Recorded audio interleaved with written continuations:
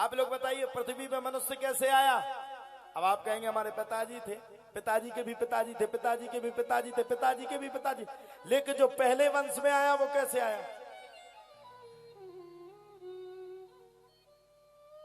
सोचने योग्य, समझने योग्य, समझदारी के योग्य की बात है कि जो पहली बार आया वो कैसे आया। सुनिए, मैं सुनाता हूं, ध्यान पूर्वक सुनना। अहिमेवा शमेवाग्रे नान्याद्य सत्परम् पश्चादहं यदेतच्च यो विशिष्येत सोऽस्म्यहम्। सिर्फ भगवान विष्णु थे, कोई नहीं था। पृथ्वी के विस्तार में भगवान विष्णु के अलावा कोई दूसरा मनुष्य था ही नहीं। लिखा ना, अहिमे वा समे वाग्रे नान्यदयस्य सत्परम पश्चाद हम यदे तच्च यो वसिष्येत सोऽस्म्यहम्। सिर्फ और सिर्फ नारद मुनि वो भगवान विष्णु थे। अब आए कैसे सब लोग? ये उस्ताद है ने कैसे जन्म ले पृथ्वी लोक में है, ये कैसे आए हैं? इनके भी तो जन्मन को पता चलो चाहिए। तो बोले सुनो, भगवान विष्णु की नाभि से कमल और कमल से ब्रह्मा जी का प्रकट उत्सव हुआ। यम ब्रह्मा वरुणेन्द्र रुद्र मरुता स्तुन्वन्ति देवेस्तवे वेदै सांग पदाक्रमोपनिषदे गायन्ति यं सामगा ध्यानावस्थित तद गतेन मनसा पश्यन्ति यं योगिनः यस्यान्तं न विदुः विदुः सुरासुरगणा देवाय तस्मै नमः। ब्रह्मा जी ने जन्म लिया। अब ब्रह्मा जी को समझ में ना आए, मैं किस लिए आया पृथ्वी पर, मेरा जन्म किस बात के लिए हुआ। ब्रह्मा जी ने कमल की नाभि में हजारों वर्षों तक सोचने का और खोजने का प्रयास किया कि आखिरकार मैंने पृथ्वी लोक में आने का सच्चा सच्चा और सही प्रयोजन क्या था, मैं पृथ्वी लोक में कैसे आया, ये सोचा ब्रह्मा जी ने।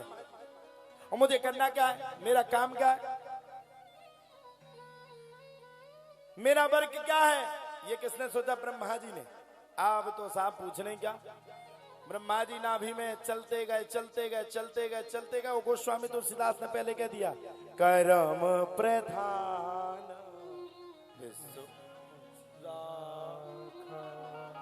जो जैसे करहि सो तस फल चाहि। भगवान ने ब्रह्मा जी को भी दर्शन नहीं दिए। देखो आप, शुरुआत में भगवान ने ब्रह्मा जी को भी दर्शन नहीं दिए। ब्रह्मा जी को मात्र मात्र मात्र दो चीजें सुनाई दी, ता और पा। तप, तप करो, तप करो, जप करो, तप करो, जप करो, तप करो, जप करो, तप करो। इसके अलावा कुछ नहीं सुनाई दिया। सिर्फ और सिर्फ जप और तप सुनाई दिया गया। ब्रह्मा जी ने हजारों वर्षों तक तपस्या करी और हजारों वर्षों की तपस्या के बाद ब्रह्मा जी को आदेश मिला कि पृथ्वी का विस्तार बढ़ाओ। अब कैसे बढ़ाए? ब्रह्मा जी ने पृथ्वी का विस्तार बढ़ाया तो ब्रह्मा जी के पृथ्वी के विस्तार बढ़ाने हेतु अब की बार ब्रह्मा जी के पृथ्वी के विस्तार बढ़ाने हेतु ब्रह्मा जी के सबसे पहले 4 मानसिक पुत्र हुए, सनक, सनंदन, सनातन और सनत कुमार।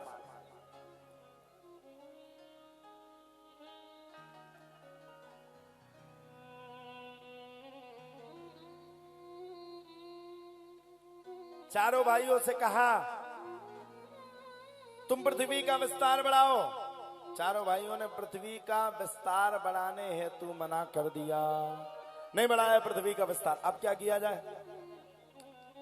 ब्रह्मा जी की परछित छाया से कर्दम मुनि का जन्म हुआ। उनसे भी कहा भैया तुम्हें पृथ्वी का विस्तार बढ़ाओ।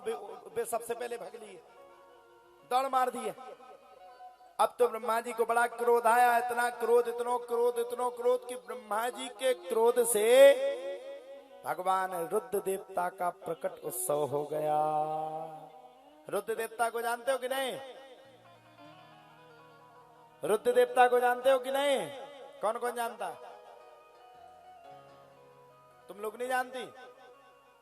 भोले बाबा अब की बेर कई भोले बाबा से कि तुम बढ़ाओ सृष्टि। आ रहा भोले बाबा की सृष्टि तो और खतरनाक।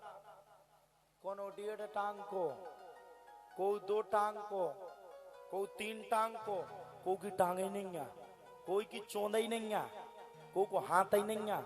आ रहा जी लंबे लंबे बारे बाबा, बिच्छू, पटारे सबरे ठाणे थे, जो बुंदेलखंड के ठाणे थे, मेंदवाड़ा गांव के ठाणे थे, उस्ताद है। बोले वो तुम्हारे पांव पर जा सृष्टि का बढ़ाओ नहीं, मैं तो जन्म लेवे ही से पहले मर जाने हम उनका। ऋषि महाराज का तो होने नहीं है, बाबा बिच्छू सबरे खा दे, कृपा करो। ब्रह्मा जी बोले रहने दे भैया, तेरी सृष्टि के चक्कर में तो बिना ही सृष्टि ठीक है। जा भैया भगवान का भजन कर। भोले बाबा चले गए डमरू का उद्बोधन करते हुए भाग।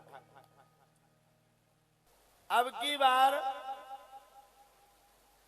ब्रह्मा जी के 10 मानसिक पुत्र हुए। अब सुनो 10 मानसिक पुत्र में भैया जब टू की नेरे बजाई थी, तुमने बजा रहे थे कि नहीं बजाई? अब का हूं वह बजाई गई। ब्रह्मा जी के 10 मानसिक पुत्र हुए और 10 मानसिक पुत्र में भृगु, वशिष्ठ, कितुरंग, राशा, भृगु, वशिष्ठ, दक्ष का, और दक्ष के साथ साथ नारद मुनि का भी जन्म उन्हीं के साथ हुआ। अब देखो ये तो क्लियर बात है, जब नारद मुनि ने जन्म ले लिया तो बिल्कुल क्लियर और कट बात है कि नारद मुनि के जन्म लेने के बाद सृष्टि तो बढ़ नहीं सकती। जिस देवता का काम बनता हो नारद मुनि को पता चल जाए तो देवता का काम नहीं बनने देते। सबरे देवताओं के कान भर डाले, इतने भरे पिताजी के चक्कर में मत पड़ो, ये तो खराब है, तुम सबको भी बर्बाद कर देंगे। सृष्टि के चक्कर में घरवालियों को लाओगे, वो मार मार के हाड़ा सुझा देंगे, भाग लो। सब भैया भाग गए। अब जब सब भाग गए तो ब्रह्मा जी चिंतित हो गए, भैया पृथ्वी का विस्तार बढ़ता ही नहीं है, बैठ गए। पृथ्वी को विस्तार नहीं बढ़ेगा तो हम कैसे आएंगे, आप सब कैसे आओगे? अब तो ब्रह्मा जी ने भगवान का ध्यान किया और भगवान ने आकाशवाणी करके ब्रह्मा जी को समझाया कि स्त्री और पुरुष का जोड़ा करना अति आवश्यक है। स्त्री और पुरुष का अगर जोड़ा नहीं होगा तो पृथ्वी का विस्तार नहीं बढ़ेगा। अब तो ब्रह्मा जी की बात समझ में आ गई और ब्रह्मा जी ने अपनी जंघा से स्त्री और पुरुष का जोड़ा उत्पन्न किया। किसका? मनु और शतरूपा का। मनोस्तु शतरूपाया त्रिस्त कन्या जागे आकृति देवहूति सा प्रसूति रीति विश्वता। मनु शतरूपा की 5 संतानें हुई, आकृति, देवहूति, प्रसूति, प्रियवत राजा उत्तानपाद। आकृति का विवाह ऋषि प्रजापति के साथ, देवहूति का विवाह कर्दम मुनि के साथ, और अब बताओ प्रसूति का विवाह किससे हुआ? बताओ जल्दी, किससे हुआ? बताओ किस किस को पता?